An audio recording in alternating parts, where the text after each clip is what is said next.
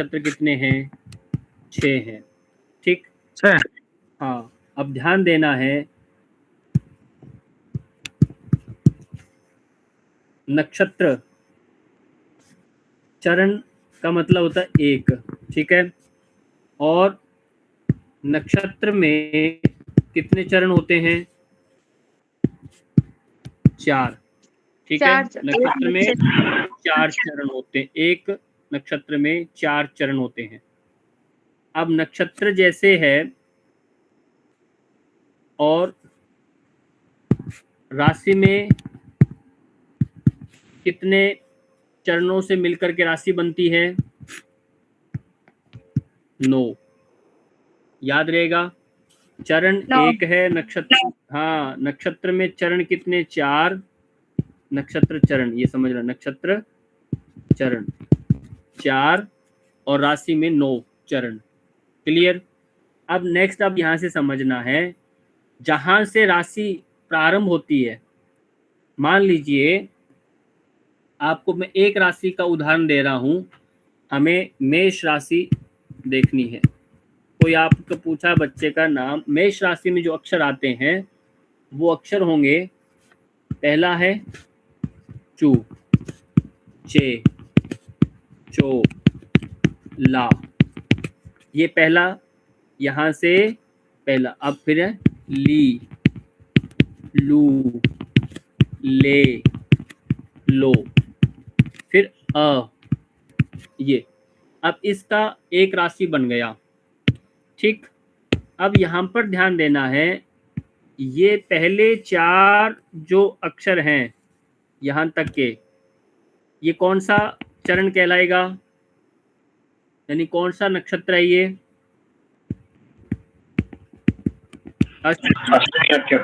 बस ये याद रखना आपको, ये अश्विनी नक्षत्र है। और नेक्स्ट वाला जो है, अगले 4 जो हैं ये आपके भरणी है। अब एक ही एक्स्ट्रा बचा है, एक, ये हमारा कृत्तिका है। ठीक, ये कलर मुझे लगता है ठीक नहीं लग रहा आपको, हाँ, कृत्तिका है ये। अब यहाँ जो शुरुआत होता है, पहला अक्षर जो होता है, यानी पहला, जहां से ये हमारा मेष राशि है, जहां से कोई राशि की शुरुआत हो रही है, जिसके पूरे के पूरा पहला चरण लिया जा रहा है, ये ध्यान रखना है, चरण तो इसका नक्षत्र का भी लिया जा रहा है, भरणी का, पर ये राशि का पहला अक्षर नहीं है, ये बात ध्यान रखना है। जो पहला अक्षर बनेगा और राशि का पूरा चरण यानी 4 नंबर तक का अंतिम जो चौथा अंक होता है, अब इतना समझिए, राशि का प्रथम चरण, ठीक, ये एक शर्त है। दूसरी शर्त क्या है? राशि का अंतिम चरण, ठीक, अंतिम चरण जहां पूरा का पूरा 4, मान लीजिए ये जो अ है ये यहां पर ऐड नहीं होता, और लो जो है इस पर ही राशि का 9 अक्षर कंप्लीट हो जाते, तो वो जो भी नक्षत्र होगा, मान लो ये भरणी है, तो इसे भी हम गंडमूल नक्षत्र में काउंट कर लेते, पर यहाँ ऐसा हुआ नहीं, क्योंकि यहाँ कृत्तिका का एक चरण ऐड हो गया। अब जैसे जैसे आगे बढ़ेंगे कृत्तिका का, अब इसलिए अगली जो राशि बनती है, अगली राशि जो बनेगी वो वृष राशि है। ठीक, वृष राशि के अंदर जो अक्षर आएंगे, ई है, ऊ है, ए है, ओ है। ठीक, अब फिर आगे व, वी और वू, वे और वो, ये अक्षर टोटल कितने बन गए हमारे? 9 अक्षर बन गए। हाँ, ये 9 टोटल बन गए। अब इसमें ई जो है, ई, ये कौन सा नक्षत्र का है? ये पहले 3 जो है, कृत्तिका का चरण, कृत्तिका के, आएंगे हाँ 3 चरण। ये कृतिका है, तो ये याद रखना। अब कृतिका, अब यहाँ पर बिगनर तो नहीं हुआ ना, बिगनर होता तो इसका पहला चरण कहाँ गया, तो यदि बिगनर होता तो हम कृतिका को भी गंडमूल में काउंट कर लेते, पर ऐसा नहीं हुआ, इसलिए तीसरे चरण से इसकी शुरुआत है, तो इसको हमने काउंट नहीं किया। ऐसे ही अगले 4 चरण जो हैं ये किस में काउंट करेंगे, रोहिणी है, अश्विनी, भरणी, कृतिका, रोहिणी, ये रोहिणी के 3 चरण हो गए, 4 चरण। अब 2 हो गए यहाँ पर ये भरणी के, ये रोहिणी के बाद मृगशिरा, ये मृगशिरा के नक्षत्र, मृगशिरा। अब यहाँ पर एंड भी नहीं हो रहा नक्षत्र का, इसलिए कृतिका, रोहिणी, मृगशिरा को गंडमूल में काउंट नहीं किया, केवल और केवल अश्विनी को ही काउंट किया, क्योंकि यहाँ से इसकी बिगिनिंग हो रही है बस।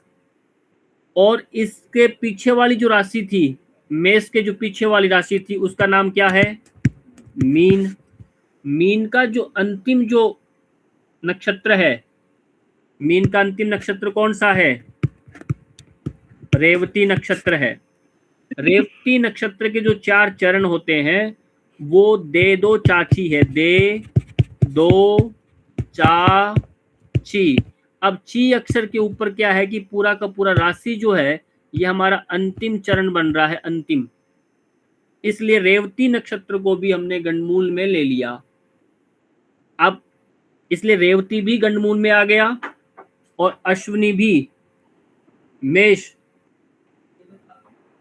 जा रही हूं, और अश्विनी भी इसमें गंडमूल नक्षत्र में आ जाएगा। क्यों, क्योंकि ये पहला अक्षर हो गया।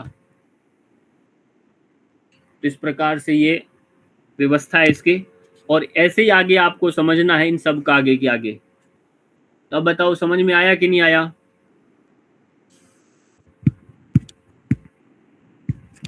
मिथुन को भी ऐसे काउंटिंग चलेगी, ये चित्र आपको भेज देंगे, नहीं तो आप स्वयं इस तरह से काउंटिंग करके बना लेंगे। अब मृगशिरा का आपको 2 चरण काउंट हुए, मृगशिरा के 2 चरण हो जाएंगे। फिर आगे आर्द्रा, आर्द्रा नक्षत्र के कितने चरण, 4, ये मृगशिरा का ही चरण है, इसलिए मृगशिरा का 2 4, और फिर आगे कितने बचे, 4 2 6, और 3 चरण किसके होंगे, पुनर्वसु नक्षत्र के। यही सब समझाता तो आया था अभी मैं, तो टोटल 9 हो जाएंगे। अब यहाँ 3 चरण लिए गए पुनर्वसु का भी, एक नक्षत्र इन 1 चरण इसका भी पेंडिंग है, क्लियर हुआ, 1 चरण इसका भी यहाँ पर पेंडिंग है। इसलिए ये तीनों नक्षत्र जो हैं, यानी मृगशिरा, आर्द्रा और पुनर्वसु, ये भी गंडमूल में नहीं लेते, क्लियर हो गया। ऐसे ही पुष्य, पुष्य का 1 नक्षत्र आ जाएगा कर्क राशि में, पुष्य का 1 चरण, ये पुष्य नक्षत्र है। और उसके बाद अगला पुनर्वसु, सॉरी ये पुनर्वसु हमने पहले ले ही लिया था, पुनर्वसु और पुष्य नक्षत्र के 4 चरण, और फिर आश्लेषा के 4 चरण। अब यहाँ पर देखो काउंटिंग कंप्लीट हो गई 9 अक्षरों की, यानी कर्क राशि में आश्लेषा नक्षत्र पर अंतम यहाँ हो रहा है, इसलिए आश्लेषा को भी गंडमूल में ले लिया। और अब नया नक्षत्र जो आगे स्टार्ट होगा, सिंह राशि का पहला चरण, वो जो आपका है मघा, तो मघा की शुरुआत हो रही है नक्षत्र से, इसलिए भी इस मघा को भी गंडमूल में ले लेंगे। बस ये आपको समझ में आना चाहिए। तो जो अंत हो रहा है उस अक्षर को लेंगे नक्षत्र को गंडमूल में, और शुरुआत वाले को लेंगे, राशि के प्रारंभिक अक्षर को और राशि के अंतिम जहां कंप्लीट चरण होंगे उसको लेंगे। बस इतना ध्यान रख के इसकी प्रैक्टिस करो, उनको याद करना है, या आपके पास जवाब होना चाहिए क्यों बना, नहीं तो आप 6 अक्षरों के नाम याद कर सकते हो नक्षत्रों के केवल। तो ठीक है, अभी हम क्या, हेलो, ठीक है, इसको आप इतना ही करेंगे कंप्लीट, यहीं पर हम अपना क्लास अभी सेशन कंप्लीट कर रहे हैं। तो अब ध्यान देना है, सप्ताह में हम 3 क्लासें कर रहे हैं। जब 3 क्लासेस का मतलब है कि 7:30 आपको ऐड होना है उसके अंदर। 7:30 बजे आपको उसमें जुड़ना है। 7:30 जुड़ जाएंगे तो 1.5 घंटा चले या 2 घंटा चले तो 9:30 तक हम या 9:15 बजे तक भी हम कंप्लीट करेंगे 2 लेसन। थोड़ा ये थोड़ा ध्यान रखना है।